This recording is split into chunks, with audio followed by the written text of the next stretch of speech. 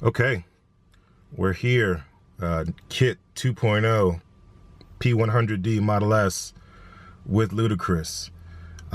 Basically, I wanted to just give my impressions of this car as it pertains to this car versus the old car. Everyone's always asking, how does this compare to the old Kit, the 2014 version? So I'm going to do a comparison here of both the interior and then also performance, in terms of the performance. I think exterior is pretty much self-explanatory. I think I addressed those before, but I'm going to focus specifically on just the interior updates, the refinements Tesla's made over time. But before we get into that, if you or anyone you know is looking to buy a Model S, a Model X, or Model 3, make sure you use that referral code or pass that referral code on to your friends or your family. Anyone using our link will be entered into a drawing to raffle off some cool prizes as a token of our appreciation for using our link. All right, guys, inside in the interior, a few things I'm gonna miss about this model. One is the dedicated stalk over here. I have a dedicated stalk with a dedicated button, if I can get it to focus. This dedicated button, which is also good for stopping autopilot or disengaging autopilot. It's pretty handy. It's not terribly different. It's still a dedicated stalk, but the idea is that for this particular stalk, it has that button on the end. I'm going to miss that button on the end.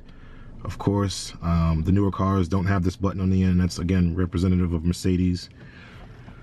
One of the other things I'm going to miss is just the space. Here I have the yacht floor. This was an older configuration option, the yacht floor. Lots of space down here. No dedicated cup holders, but it's good for putting purses, bags, things like that when ladies get in the car, or if you are carrying food. Maybe you have some food. Instead of having the food get on the seats, placing the bags on the seat, you can place the food right in here.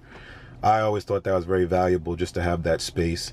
It also gives you a little bit more leg room. If you have long legs like me and you want to sort of stretch out a little bit, the console gets in the way of that. The center console that's in the newer cars gets in the way of that. This is pretty much wide open. Also, again, the car is a little bit bigger.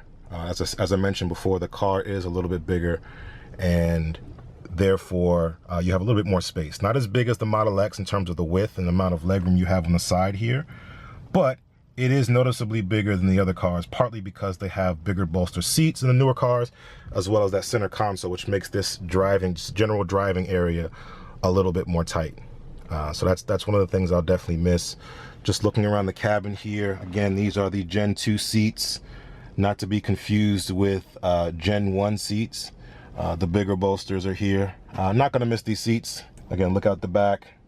I think everything else is pretty standard fare. Again, I do have the center console with the matching carbon fiber. This is a center console that I like the concept of the executive rear seat, but you couldn't put the seats down. So that kills the resale value, but it just wasn't very practical for people other than people in a car service.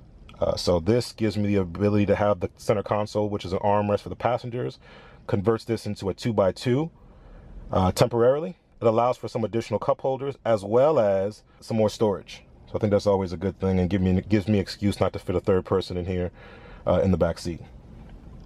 Okay, otherwise the light headliner.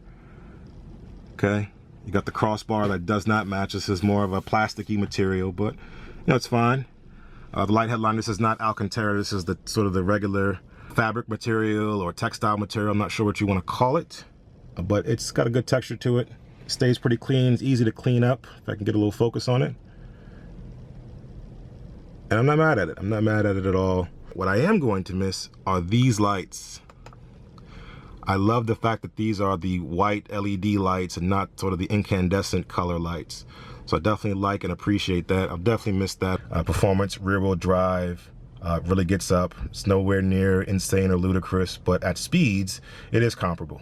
40, 60 miles an hour and above, it is pretty much comparable. In that regard. They're obviously faster, but this is still comparable. It's nothing major in the difference of speed above 60 miles an hour, 80 miles an hour in terms of the passing speed, but anything below that, yeah, you're gonna get pretty much destroyed. So in one word, the thing that comes to mind most immediately is refined. From 2014 to 2018, refined. Tesla boasts, and Elon also specifically boasts, that they make hardware upgrades and updates very frequently, even weekly. And I think that shows here. So right now, when we look at the car, everything has been refined. So everything is soft touch materials now, not just sort of a plasticky material. Everything is soft touch. You see the Alcantara inside here, inside the door handles. You see that this material is also a little bit smoother.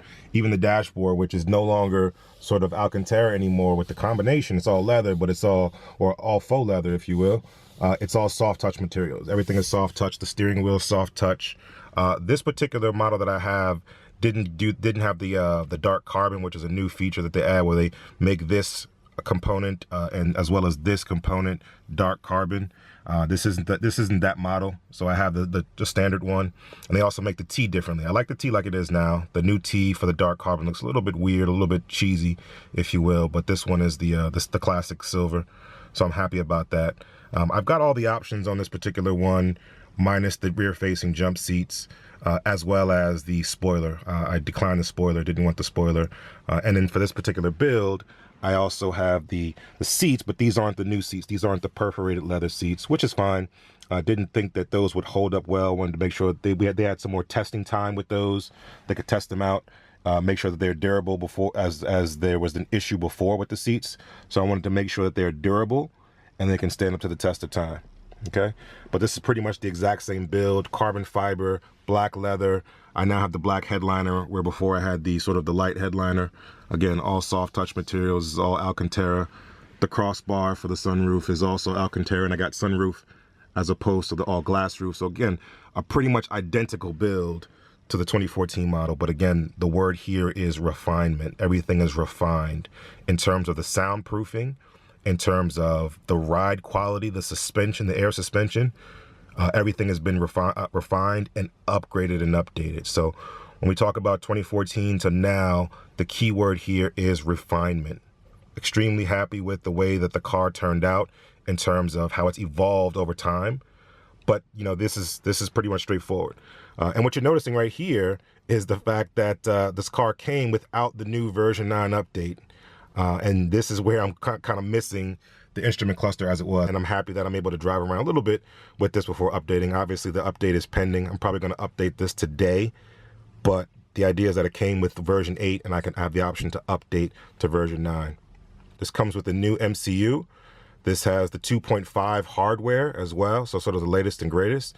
And immediately what I noticed from the MCU is how quick and how responsive it is. Not as quick and responsive as the Model 3, but it is a step above what it was in 2014. Okay, so this is definitely an upgrade in that regard.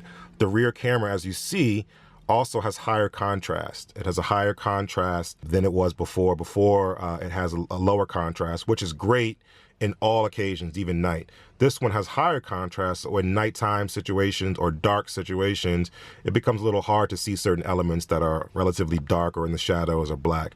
Now, don't know if I necessarily like that, but let's give it a try. Let's get used to it. Okay, everything else is carbon fiber here. Everything else in terms of the design is exactly the same. Again, just everything has been refined. I've even imported my center console to make this a 2x2. Again, not a rear executive seat, but the 2x2. What I did notice, for anyone looking to upgrade and who has the center console, if you upgrade, the seat centers have all been replaced with new sensors and updated, and they're more sensitive. And therefore, when you put this center console in, it immediately triggers the seatbelt warning. So that's why you see the seatbelt there. I have to now attach the seatbelt in order for this console to be here. So not the cleanest look that I'd like without the seatbelt in place, but effectively it accomplishes the same goal. Gives the passengers behind here an armrest as well as 2 additional cup holders. And then of course we have the pop-out cup holders here, which now give me a total of 6 cup holders. 1, 2, and then of course the 2 up here. Okay, so I've got 6 cup holders. That's pretty nice, and I can still take this out. Rear seats have also been upgraded, a little bit more comfortable for those who are going to sit back there. I did try to sit back there. It is pretty comfortable. It's an upgrade from the seats that I had before. Again, these are Gen 4 seats, Tesla premium seats, and so they're pretty awesome. They're pretty awesome. So far so good. Happy with that. Again, everything else is the same. In terms of comparison, obviously one of the things I loved about the old one was that I had the more fluorescent looking light for the lights. This has the more incandescent looking light. Not terribly mad at it, But just to note the change. Okay. Everything else again is the same. The center console is here. Center console. Nothing's different here for those that know about it. But if you're looking to upgrade, you do lose a little bit of that leg room trying to put your leg this way, or even to put your leg across if you ever have to get over the front seat. When I pop out here, we still have the ports here. I have my 2 USBs, preparing one for the dash cam, the other one's for music, and then I use this 12 volt for the charging of the phones. Okay, so now I can have multiple phones here, as well as the 2 USBs that are behind, just giving you a lot more flexibility and versatility in how we can charge our phone. And this is also fast charging as well. So plugging directly into the 12 volt, highly recommended for those. Then you can free up the USB for music as well as the dash cam for when you update to version 9. Okay. Other than that, it's been phenomenal. The quality here, the insulation here is phenomenal in terms of the wind noise. I hear very little wind noise now, where that wasn't the case before, as well as the sound system. Sound system is greatly improved. It's pretty special.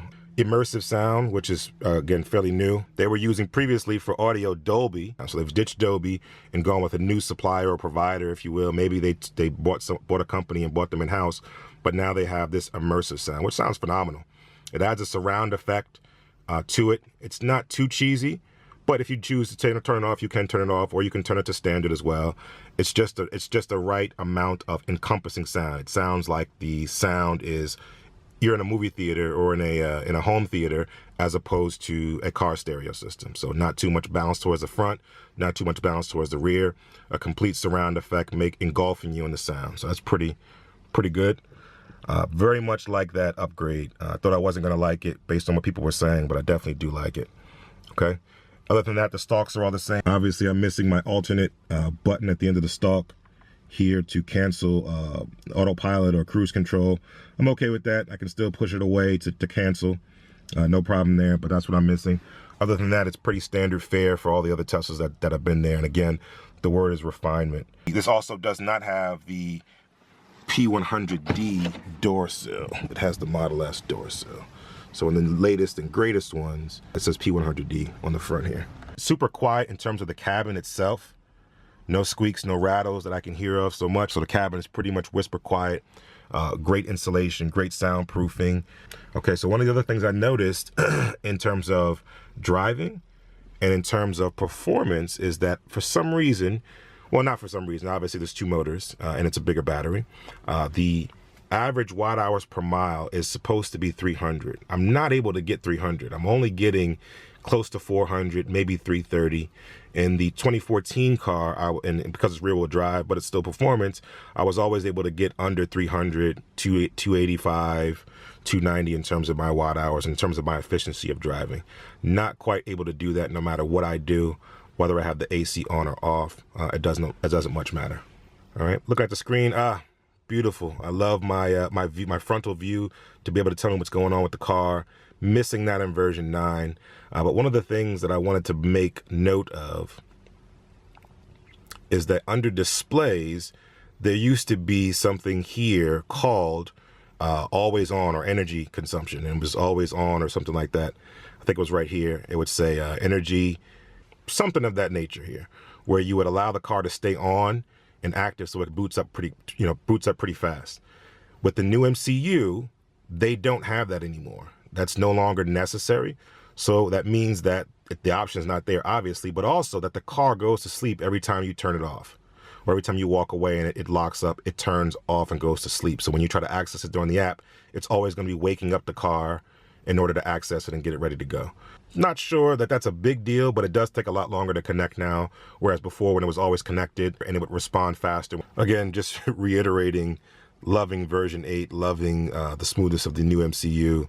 Being able to switch the screens is just invaluable, and that animation now with the higher frame rate is pretty cool.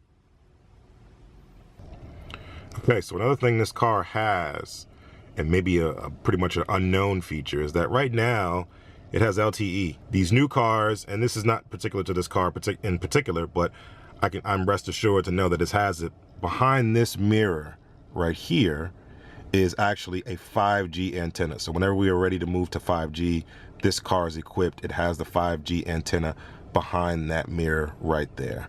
So that's another awesome thing that I'm looking forward to seeing come to fruition once 5G becomes a standard, or higher speeds beyond 4G LTE become the standard here in the States. So one of the other things that this car has that I forgot to mention is the HEPA filter, the bioweapons defense mode. Pretty loud on camera, but the idea is that you know, by having this, it helps filter the air in the cabin, which is pretty awesome. So great addition to the car by having the bioweapons defense mode built into this particular car. So if you're looking to upgrade, this is definitely something to consider. Okay, so that's the interior and sort of the basis of that. Everything else in terms of the trunk is the same. The front obviously is smaller, so I'm not going to talk about obvious things. I'm just talking about things that maybe owners would not know if they're thinking about upgrading or considering when they upgrade. These are some of the things to consider. So that's it in terms of the interior. Next, let's move on to performance and talk about how the car drives and how it handles. In terms of performance, obviously it's a P100D, so it performs a lot better. It's also dual motor, so all-wheel drive. Again, the car is a little bit smaller and basically lighter as a result of that, right? So they try to offset the fact that they're adding more cells to the 100 kilowatt-hour battery pack by, again, making the car smaller, which I mentioned before in the other video. They made the car smaller dimensions wise, and it also seems like it's a little bit lighter. It just seems like it's a little bit lighter, and therefore it moves a lot more nimbler than the old car, the P85s, the heavier models. So now the handling is phenomenal, and again, it's relative to the former model, the older body style, the Performance 85 rear-wheel drive. The handling is phenomenal, as you can see. Just turning around, it feels a lot lighter. Steering feel is a lot looser, a lot more numb with dual motors. Not as responsive, or at least some type of feedback that you get from the rear-wheel drive version. It's also a little heavier. This is in sport steering. It still feels a lot looser than the previous version when I had it in sport. Sport was a little bit tougher. It felt like you were a little bit more engaged. But right now, it's responding very well, although it's a lot looser, even in sport mode. Okay. Handling-wise, like I said, handles a lot better. Not quite to the level of the Performance Model 3. But it's still a lot better and significantly better than rear-wheel drive, and again, the old body style, which seemed to be a lot bigger, a little bit bigger, as well as a little bit heavier on the turns. So it takes the turns phenomenally. I just love whipping this thing around in terms of corners, obviously safe and responsibly, but I love whipping it around because it feels like it can handle corners with more confidence. It feels more sure-footed, if you will, than it did before. Okay. In terms of the power output, typically what you would see in the power band, you'd feel a sense of acceleration, and more beyond that with the performance inverter and the performance motor, you'd feel that more when you would accelerate to about 150 kilowatts, right, of power in the output band. Right now, this one automatically goes to 500, obviously, or 500 and beyond, because it's a 100 kilowatt pack, but you feel that acceleration band hit when it is about 100, 150, okay? The difference in the acceleration is noticeable, obviously, in terms of the power, but in terms of the style as well. So the P85, when you accelerate, all that power goes to the rear wheels, so it kind of squats down the rear and then accelerates, right? This one, the power is in the rear, but then it gets offset by the motors in the front kicking in as well. So it's a more smooth acceleration band in terms of how it feels. It doesn't feel like it's so much in the rear. It feels like it's evenly distributed between the rear and the front, but you do feel the front motor kick in. So it starts off in rear, it feels like it starts off in rear, and then the front motor kicks in, takes in traction, you feel that. And so it becomes more of a push and pull scenario versus just a push scenario with the rear wheel drive version. Okay, I'll be careful around this person who doesn't seem very comfortable driving around these hills, but we'll give it a go and get past them. Not a lot of battery power, but it still gets up pretty quickly. Power still fades off at about 50% or 60%, I should say. 60% or 65% power fades off in terms of the max power that you can get and the sensation that you get when you accelerate. This is obviously outside of Ludicrous Plus mode, just regular driving in Ludicrous mode. The power band drops off the same way it did before, but obviously it's the faster car, so it's not as bad or jarring as it would before with the single motor. Super quiet, as you can probably hear A little bit of wind noise, but that's to be expected with any car. I've driven the P100D when it first came out. This has actually been refined beyond that one. So if you've had the P100D, the earlier models, and you're looking to maybe upgrade, this has been refined even further in terms of the performance and the handling. Feels really good. Again, I'm on the 19s here. I didn't add the arachnids, the 21 inches, but in terms of the 19s, not too much body roll. There is body roll, especially relative to something like the Model 3 that has spring suspension and doesn't have this air suspension. So it's still there.